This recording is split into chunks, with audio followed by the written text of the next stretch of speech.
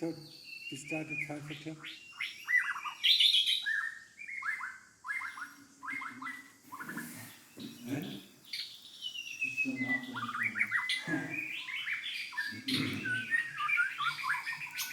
So, คนไหนที่มาใหม่คนเดียวเหรอแล้วก็เนี่ยให้มีตอนเช้ามาเฉพาะกิจเจ้าค่ะก็คือมาหาสถานที่ปฏิบัติธรรมให้เพื่อนค่ะขับรถมาก็เลยมาเจอที่นี่พอดีค่ะให้เพื่อนในตัวเองไม่ต้องไปเหรอพอดีจะมาอยู่เจ้าค่ะเพื่อนจะมาพรุ่งนี้เจ้าค่ะหลวงพ่อกี่คนมาคนเดียวเพราะลาพักร้อนมา5 วันเจ้าค่ะ5 วันค่ะเป็นพยาบาลอยู่ที่อุดรค่ะเขาเป็นพยาบาลอยู่ที่อุดรเขาก็เลยอยากมาปฏิบัติธรรมที่หนองบัวก็เลยมาขับรถมาดูว่าสถานที่ไหนก็เลยขับมาที่นี่เลยคือมาสอบถามดูเจ้าค่ะ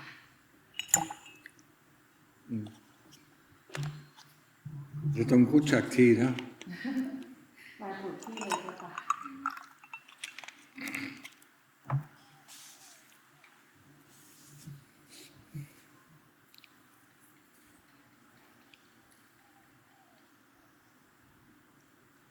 ไม่เคยปฏิบัติแล้วไม่เคยภาวนาพุทโธ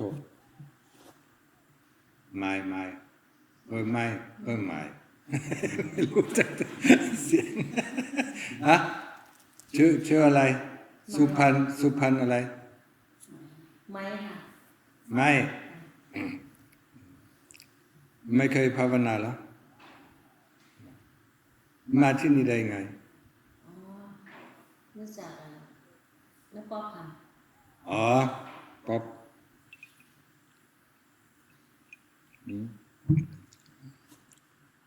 เดินจงกรมนั่งสมาธิเดินจงกรมนั่งสมาธินะของเรารู้จักแต่ดูแลร่างกายใช่ไหมฮะกินนอนนะเพื่อนอนได้เพื่อกินได้ก็ต้องทำงานฮะเนี่ยมันชีวิตของเราเกิดมาเพื่ออะไรฮะเมื่อดูชีวิตของเราก็ฝึกร่างกาย15 ปีฝึกเดินฝึกพูดฝึกคิดนะหลังจากนี้ไปก็ต้องทำงานเพื่อมีกินเพื่อมีอาศัยเพื่อมีเสื้อผ้าเพื่อมียาต้องทำงานนะและสุดท้ายก็เมื่อร่างกายก็เสื่อมไปแล้วนะหยุดเกษียณแล้วรอความตายชีวิตของมนุษย์นะแล้วจะเอาอีกเหรอเอาร่างกายใหม่ร่างกายนี่มันใช่ไหม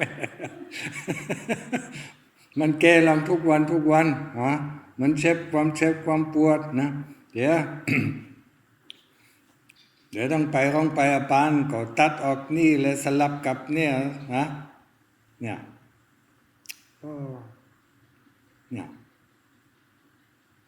ใช้ชีวิตนี้ก็เป็นประโยชน์นะไม่ใช่ร่างกายนะดูแลจิตใจให้ดีความปุ้นความบาปมาจากจิตใจไม่มาจากร่างกายนะแต่คนขับไม่เคยดูแลคนขับมาไม่ได้ดูแลรถยนต์นะคนขับก็ไม่เป็นไรนะจิตก็เป็นคนขับร่างกายเนี่ยดูแลจิตให้ดีก็ร่างกายก็มีปัญหาหน่อยแล้วคิดเรื่องชีวิตนี้ก็มีความสุขที่ไหนมันส่วนมากก็มีทุกข์ทุกข์ในร่างกายทุกข์ในจิตใจบางสุขก็มีบางวันอาจจะก็ไป10 นาที15 นาทีนะความสุขนะอันนี้ก็ทุกข์ต้องทำอย่างนี้ต้องทำอย่างโน้นก็ไม่พอนี่ก็ไม่พอนะมันไม่ใช่ทุกข์เหรอ ไม่พอใจเรื่องคนนี้ไม่พอใจเรื่องคนโน้นก็เป็นทุกข์เรื่องร่างกายก็ ตอนเช้าก็ตื่นขึ้นมาไม่อยากลุกก็เป็นทุกข์แล้วฮะอยู่เขาก็เป็นทุกข์อยู่น้ำก็เป็นทุกข์อยู่นอนก็เป็นทุกข์ปวดขี้ก็เป็นทุกข์แต่ของเรารู้จักแต่วิธีระบายทุกข์นะอยู่นอนก็นอนนะอยู่น้ำก็ดื่มเนี่ยวิธีระบายทุกข์ไม่ใช่สุขนะเมื่อทุกข์ก็หายไปนะมันของเราคิดว่านี่เป็นสุขแล้วกินข้าวอิ่มแล้วก็ไม่อยากกินอร่อยที่สุดนะก็ไม่อยากกินเพราะว่าอิ่มแล้วกินข้าวก็ไม่ใช่ความสุขนะความสุขอยู่กับอยู่นอนอยู่ข้าวก็หยุดเนี่ยความสุขของร่างกายเมื่อเจ็บปวดนะหยุดเมื่อไปหายาก็ไปหาหมอในความเจ็บความปวดก็หายไปของเราคิดว่าเป็นสุขแล้วก่อนก็ไม่ได้เจ็บปวดนะไม่ใช่เป็นสุขของเขาคิดผิดนะไม่เคยสังเกตดูไม่เคยพิจารณาดูเรื่องชีวิตของเราใช่ไหมไม่ได้เดินขึ้นมาทำงานทำนานหาเงินแล้วสุดท้ายก็ตอนเย็นง่วงไปนอนเดินขึ้นมาวันที่สองวันที่สามแล้วก็เหมือนกันหมดนะบางทีก็มีวันหยุดนะเมื่อไม่มีแฟนก็มันน่าเบื่อนะไม่มีญาติไม่มีจะทำอะไรวันนี้วันหยุดนะ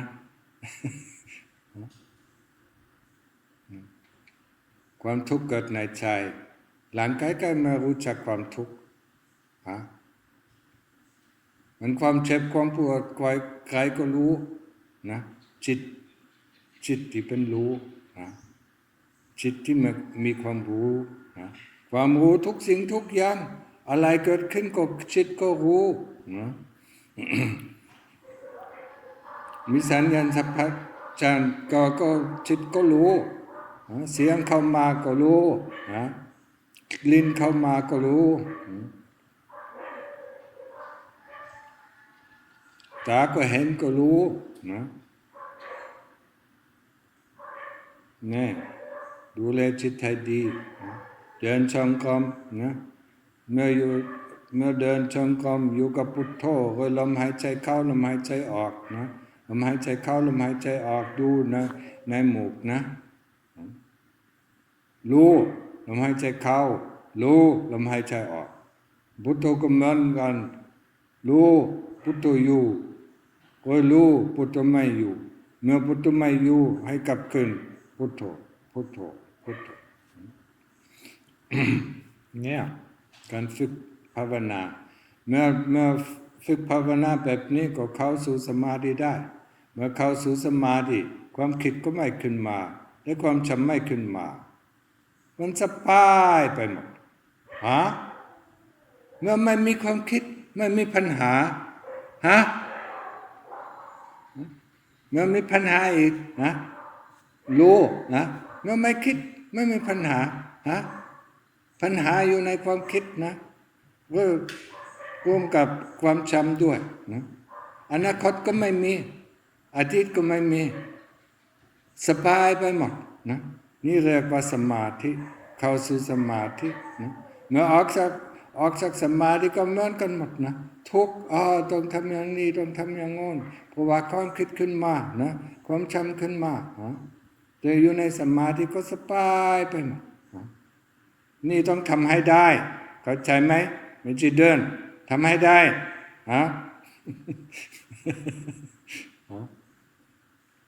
หลายคนเองจิ๋วก็เหมือนกันคนแก่เดี๋ยวนี้ไม่มีอะไรเหลือนะไม่ได้รอความตายเดียวเนี่ยภาวนาอันเดียวสำคัญที่สุดนะดูแลจิตใจเพราะว่าจิตใจไปชาติหน้าหลังกายก็ทิ้งที่นี้นะมันรถยนต์นะรถยนต์เสียก็ซ่อมไม่ได้ก็ทิ้งไม่ได้ลงหาย แล้วคนอื่นก็ร่างรถยนต์เสียเสียใจคนขับก็เห็นรถยนต์ก็เสียก็ออกทันทีนะใช่ไหมไม่อยู่ในรถยนต์นะเสียใจก็เดินไม่ได้นะขับไม่ได้นะเหมือนกันนะเมื่อร่างกายก็ตายจิตใจออกทันทีนะไม่สนใจแล้วเห็นมีร่างกายนี้ก็ไม่มีประโยชน์แล้วขยับไม่ได้ออกไปแล้วไปชาติหน้าแล้วจะเวรกรรมดูแลศีลห้าให้ดีนะทำบุญทำทานมีความเคารพนับถือและมีความกตัญญูนะเนี่ยเป็นทางดีเมื่อยังเกิดเป็นมนุษย์ก็ไปที่สวรรค์นะเนี่ยเป็นทางเข้าใจไหมไม่เข้าใจไหมโอเค so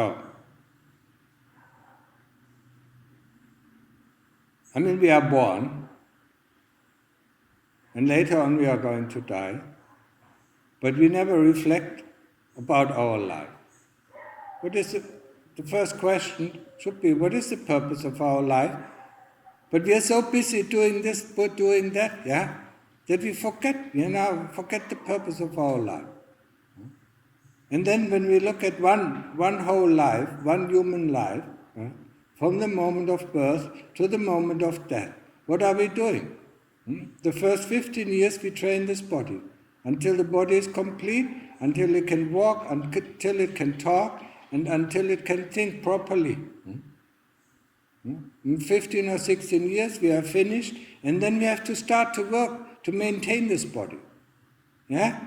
In the morning we wake up, we go to work, in the evening we come back, we eat something and go to sleep. Maybe read a book, maybe watch a movie, and then we go to sleep. Every day the same thing, except for the weekends. And then when we are 60 or 65, then we... What is Kasian in English? What? Then we go into retirement, and then the body...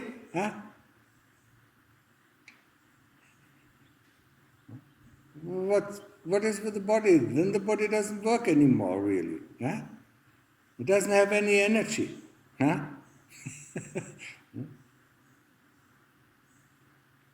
This part of the body breaks down, that part of the body breaks down. And then we wait for death. So we train the body, and then we start, to maintain the body. We work for maintaining this body, and what kind of pleasure? Ask yourself, what kind of pleasure does this body give you? Where's the pleasure that the body gives us? When we wake up in the morning, we don't want to wake up. We don't want to. We don't want to get up. It's already dukkha. Then we are hungry, it's dukkha. Then we are thirsty, it's dukkha. Then we are sleepy or tired, it's dukkha. And the only thing that we know for this body is to get rid of dukkha. So, when we're thirsty, we drink something, and then the thirst is quelled, and then we think this is sukha, this is happiness. I have an easier way. Just run with your head against the wall, and then be happy, when the pain goes away. Actually, it's a German saying. But that's the same thing. When you think about our life, when you think, people go to Thailand, for instance, or to other countries where there is lots of sun, and beaches and the ocean. What do? They they lay into the sun until they can't stand the heat. Then they go go into the cold water until they can't stand the cold anymore. Then they lay back into the sun until they can't stand the heat anymore. And then at the end of the day, that was so much fun. Yeah? Where is this fun? I mean, put a bucket full of hot coal, and a bucket full of ice cubes, and then put your hand in there, and then until you can't stand the heat anymore, put it into the cold bucket, yeah? Wow, so nice. It's so nice when the dukkha goes away. It's a change, what we think, it is nice. That's why, when we are hungry, when we eat, we think, that is so nice, yeah? But in the moment we are filled up, we don't want to eat anymore. So if eating itself is nice, or eating itself is sukha or happiness, then we should be able to eat the whole day. We can't. And same thing with drinking. Yeah? We can only drink as much, as until our thirst is quenched. Yeah? That's all. Think about this body. Think about the human life. And ask yourself, what is the purpose? What is my purpose in this life? Yeah? What do I want to do with this life? Because we have most of the time, when we live in the world, we have to work for this body. Yeah? We have to work to earn money, or do the work as a farmer, and sow what we want to eat. Yeah? So we have to work for this body. 40 years, 50 years. And then this body, starts to break down, and then we can retire, in this society. I mean, 200 or 300 years ago, there was no retirement. People worked until they were dead, yeah?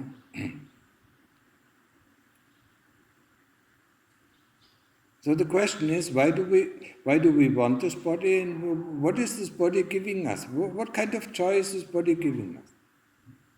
And when we look, when we go into meditation, then we see, that the joy and the sadness arises within the heart, within the citta.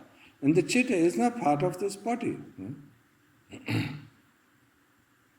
So, if you look after the citta, that's where happiness and sadness arises, or that's where greed and hatred arises, or delusion arises. Everything arises here in the heart. But we always, all our life, we train to look outside. To look, at this situation, that makes us sad, that situation, that makes us happy, this, this person, that he makes us happy, or that person, that makes us angry. This thing makes us angry, or that thing makes us happy. All our life we're looking outside. Never looked inside where the happiness actually arises. Yeah? And everyone, if he's a little bit, intelligent, he knows that the things arise in the heart. Yeah? And the other things, what we see outside is just a trigger for these emotions to arise. Be it happiness, or be it unhappiness, be it sadness, or be it hatred, or be it greed, that arises within us. Huh? Hatred is not only, the hatred that I'm talking about. Hatred is just like a container. Everything that we dislike until the hatred that we can't let go of. Greed, the same thing. Everything that we like or what we want to have, until the greed that we can't let go of. Like, for instance, players, who play for money. Yeah, they can't let go of it until they lose everything. Yeah. That is the utmost greed, yeah. But the greed already starts, with I wish this, I wish it would rain, yeah. That's where, yeah. And we don't realize it because, we think greed. Of course we are not greedy. Yes, we are, yeah. We want things. That's what greed is, yeah. And we are not really hateful or spiteful, yeah. No, that's not true. We dislike things, yeah. We dislike this situation, we dislike this person, we dislike that thing or that thing. Yeah? Or we even dislike, when in the morning, we dislike some kind of food. Yeah? That's already where our hatred comes in. Hatred is just a container, just like dukkha. Dukkha is also a container. It doesn't doesn't mean only suffering. It is pain, it is suffering, but it is also restlessness, boredom, dis-ease, discomfort, all these things, all these negative things that we know so much, and that we always try to avoid. We are always running after the pleasant things, trying to avoid the unpleasant things. That's our life. I mean, it's pretty much. When we look at it from this perspective, it is pretty dull. Yeah?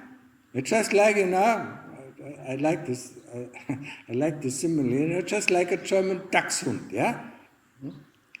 You bind a sausage in front of his nose, yeah? And tin cans, at his tail, and he runs and runs and runs. He neither catches, the sausage, nor does it get away from the noise. And now maybe you remember, yeah, when the Lord Buddha was chasing, Angulimala, yeah? And Angulimala said, why do you run? Why do you run all, yeah? And the Lord Buddha answered, I stopped running after these things and I stopped running away from these things. So, but we are just like this German dachshund, yeah? Running, yeah? And from one life to the next life and to the next life and to the next life until we don't make a stop, yeah? Until we don't find the way out. And the way out is the Fourth Noble Truth of Sila, of morality, of keeping the 5 precepts. When you're in the monastery, you keep the 8 precepts. Of Samadhi, of training Samadhi, the ability to concentrate on one point. The ability to concentrate on one point, be it using the Buddha, the Buddha being the point, the mental repetition of the word Buddha until the Buddha becomes automatic and then we observe the Buddha. Or we observe the breath at the tip of the nose, knowing when the breath goes in, knowing when the breath goes out, knowing that the breath is deep or shallow or whatever, yeah? Knowing the qualities of the breath. And once the Buddha is running by itself, once we initiated it, and it is running by itself, then we observe the quality of the Buddha. Is it fast? Is it slow? Is it deep? Is it shallow? Just the same thing. Until our mind stops thinking and stops these memories. All these things that trouble us all the time. Memories are troubling us. Thinking is troubling us. When you think you have a problem, when you stop thinking, there's no more problem. All the problems are solved.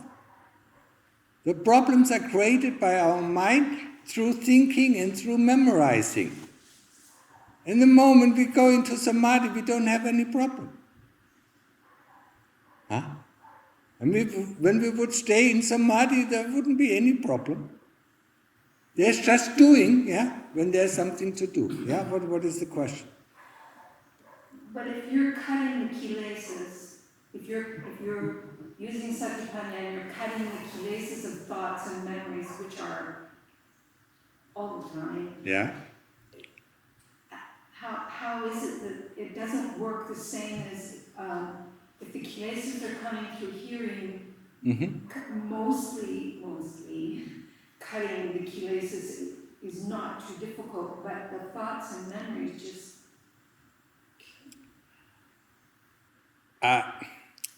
There's something wrong in your perception.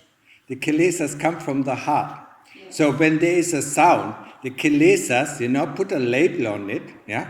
And the moment they put a label on it, there's automatically likes and dislikes. So that's what the kilesas, that's the work of the kilesas.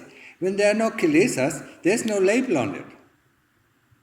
There's just hearing, there's just a pure sound. But isn't there a way to cut them? Of course, yes, there's a way to cut down greed and hate, And the way to cut down greed and hate is the third part, of the path that leads to the end of dukkha. It's panya, it's called panya, wisdom. Yes. And wisdom is only through investigation. Yes.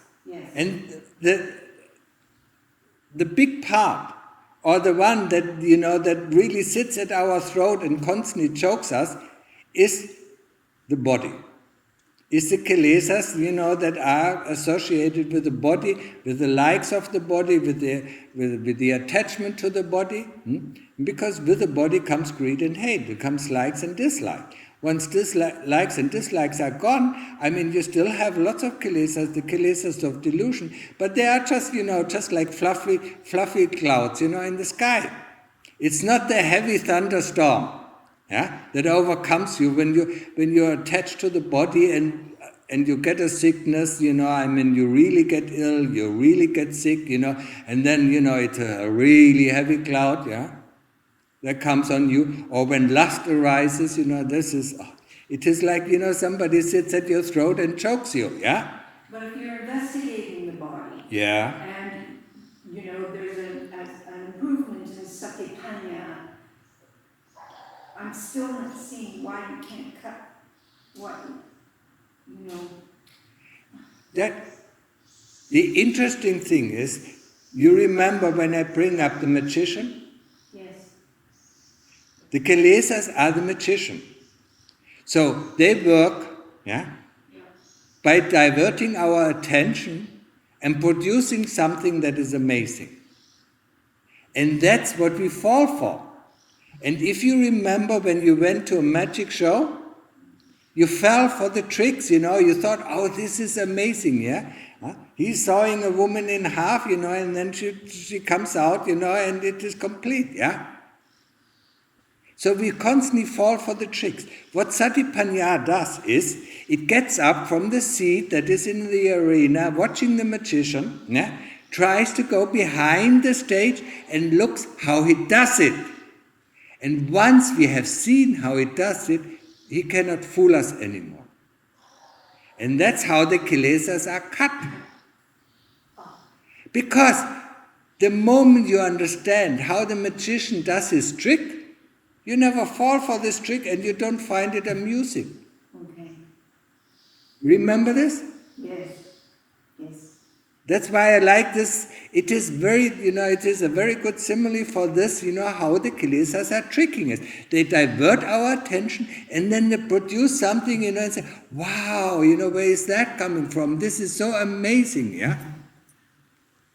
But the moment we have sati, and panya and observe, how this magician is working, and that's why we need a lot of sati, Then we can cut, Then we cut one delusion and the next delusion and the next delusion and the next delusion. Everybody thinks of us, maybe they don't think it, they don't think it, obviously, but within their heart they think this body is such an amazing thing. And that's why we attach to it. We want it, Just like people like their cars, What do they do? If you remember, you're a little bit older, what do we do on Saturday, afternoon, what did your father do? He washed the car and polished the car. And the car was more important, than everything else, It is our favorite toy. And that's the same thing with the body. The body is our favorite toy. That's why, in Christianity, for a long time, they weren't allowed to open the body. Because the body was a sacred thing. You don't open it up. Otherwise you would see the mess, and would think, what is so sacred about it? Okay. So this is really important to understand, through the investigation of the body, we take away, this attachment, this lingering attachment that we don't see, and that we are not aware of this body because we see its true nature. Is the awareness sometimes comes as a waffle, like a... it can come, sometimes it's just, just like a blip, it comes in, and then it goes away. Yes. So this is not really helpful, it has to see through, That's why sati, the sharper sati is, the more power it has to cut through these kilesas, It sees through, and once it sees through, it understands. And once you understand something, that's the end of it. but not the understanding that takes place in our brain. Because we see something 3 times and then we think we understand. But that is a different kind of understanding. As I said before, sorry, we have only one word, in English, or in German or in French, to understand, But this understanding, when we talk about understanding, it always takes place in our brain, It's a logical understanding. But the understanding that actually can cut the kilesas is the understanding of the heart, Once the heart understands, it lets go of the desires to do it again, It's just like, a child, puts the hand in the fire but looks out always in another direction, then he thinks whatever happens outside is the cause of its dukkha. But the moment, sati, looks what the hand is doing, it withdraws it automatically, you don't even have to tell it, And that is what, when sati and panya, cut down one kilesas, it sees what it's doing, and it sees that it's harmful, and it stops doing it. Okay? So, any other questions?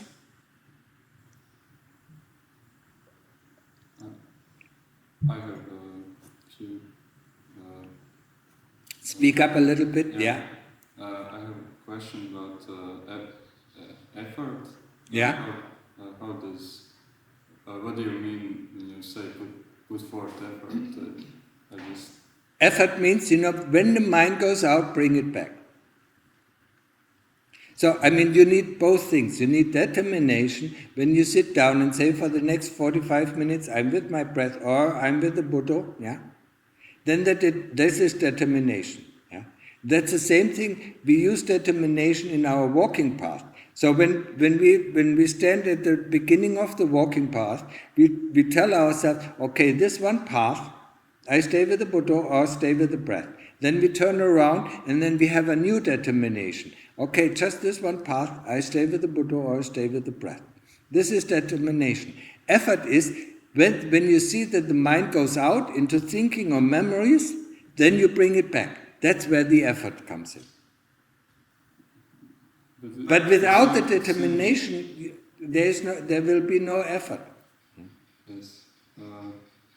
I have a problem. I constantly associate effort with pushing. Now that's why I said, this is the effort that normally people think, they have to push. No, don't push. Just bring it back. Slowly, just like, just like you see something, you pull it back. Is it really? You don't push it down. That's all? That's all. Just bring it back. Yeah.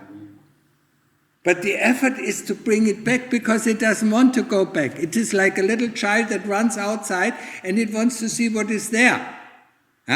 When you tell the child, come back, it won't listen, so you have to pull it, And that's where both determination and effort, goes into it. The effort is to bring it back. The determination is not to let it go out. So both, work hand in hand, And second, I was doing walking meditation, and it constantly changed. For some time it was peaceful, then it was really very thoughts came over, and then it passed again, and then it was peaceful. Then again thoughts. You're talking about the speed of walking? No, about the meditation itself. It constantly changed from peaceful to thinking, and is it normal? Yeah. Try to remember when you learn to walk. I mean, meditation, in the beginning, meditation practice is nothing else than learning to walk, It is nothing that we can understand, it is something that we have to do. We have to train the mind, to stay, to go back to the Buddha. And when you are with the Buddha, or when you are with the breath, you're peaceful. In the moment the mind goes out, you're not peaceful, So you bring the mind back, and it becomes a little bit more peaceful. And then it goes out, and it is not peaceful. That is normal. It is just like walking, you get up, you fall over. You get up, you fall over. In the moment you get up, you think, now I can walk, whoops, and you're gone. And then you get up again, whoops, you're gone. Until you find, until you find the rhythm where you can start to stand for a while, and learn how to walk. So, I mean, that is quite normal. It's the same thing, the Buddha is gone or the breath is gone, so you bring your attention back to the breath or attention back to the Buddha. Just don't worry about all these other things. Whatever happens outside, don't worry. We worry. The only thing that we worry in our practice of samadhi is, are we with the Buddha or are we with the breath? If we are not with the breath or we are not with the Buddha, bring back the Buddha. Everything else, what is happening outside, doesn't interest us. The more you concentrate on just one thing, the more tunnel-viewed you are. The better the concentration and the quicker you come into samadhi. Okay?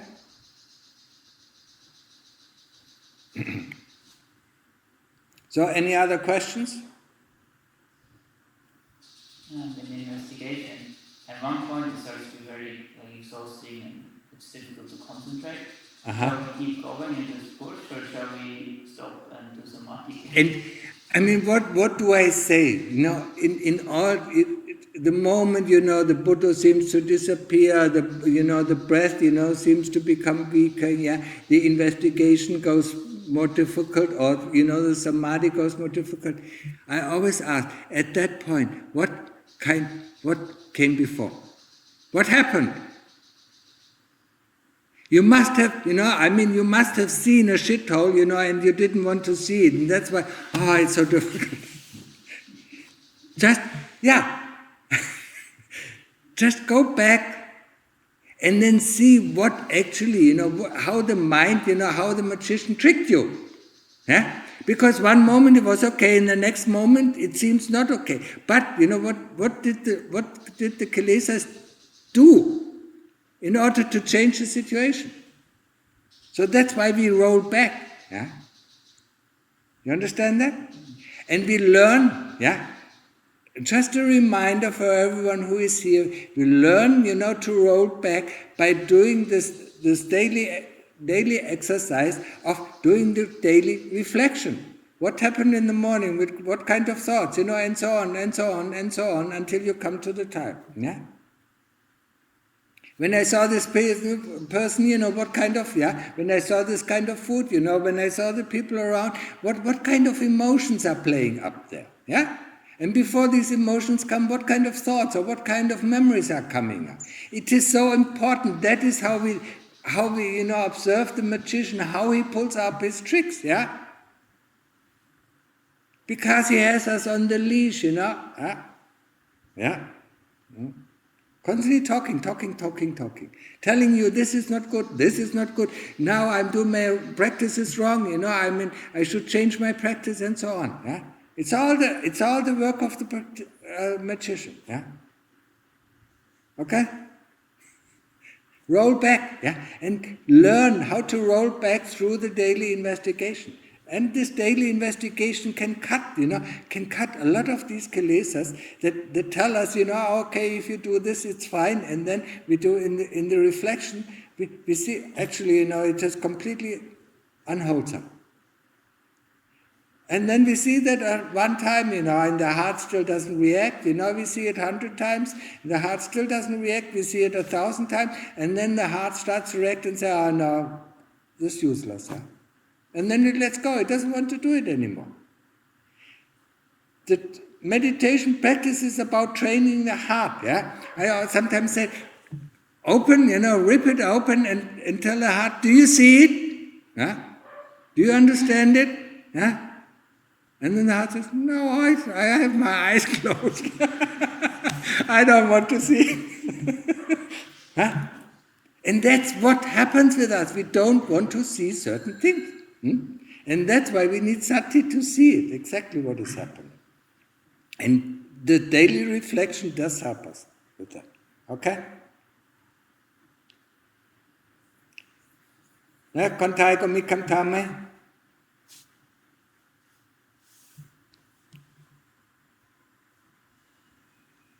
โอเคไปได้แล้ว